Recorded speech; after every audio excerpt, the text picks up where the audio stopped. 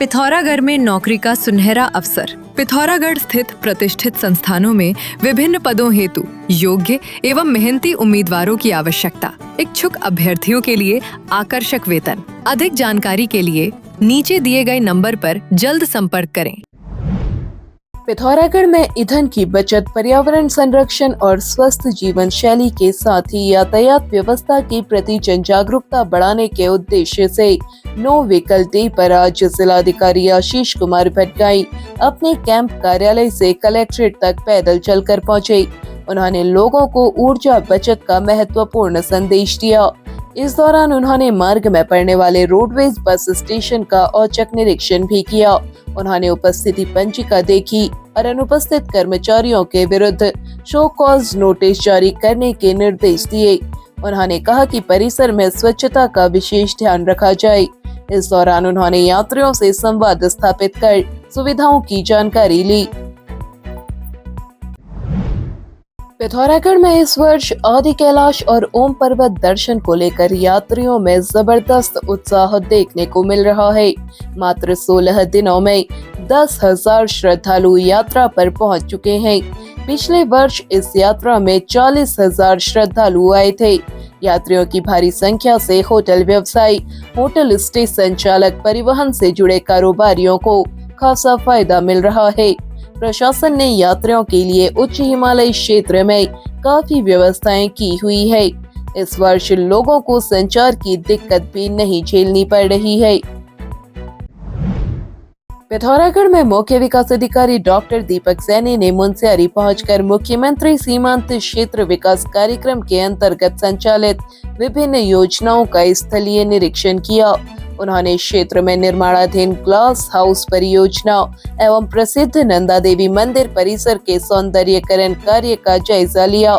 उन्होंने निर्माण कार्य में गुणवत्ता का विशेष ध्यान रखने और कार्यों में तेजी लाने के निर्देश देते हुए कहा, दोनों कार्य अगले 1 माह के भीतर पूर्ण कर लिए जाए।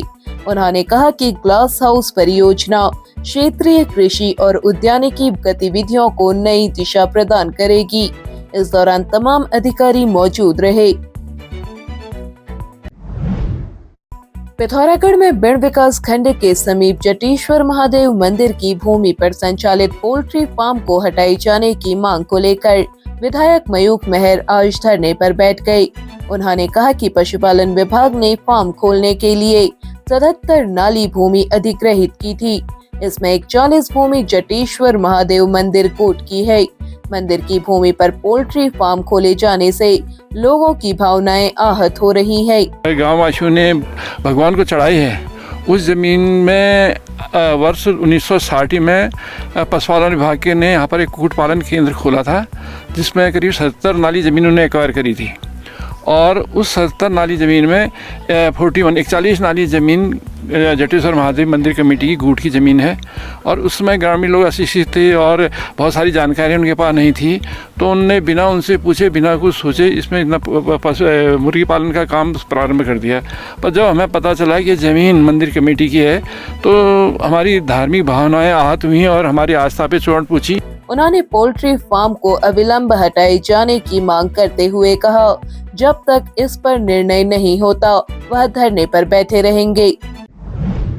बीड़ में स्थित पंचकर्म केंद्र अब भवानी आयुर्वेद के नाम से संचालित हो रहा है, जहां सभी प्रकार की आयुर्वेदिक एवं पंचकर्म उपचार सुविधाएं उपलब्ध हैं। यहां अनुभवी डॉक्टर की देखरेख में प्रशिक्षित स्टाफ द्वारा सुरक्षित और प्रभावी उपचार प्रदान किया जाता है, ताकि मरीजों को संपूर्ण स्वास्थ्य लाभ मिल सके। यहाँ आपको मिलती हैं प्राचीन आयुर्वेद की विश्वसनीय पंचकर्म चिकित्सा सेवाएं।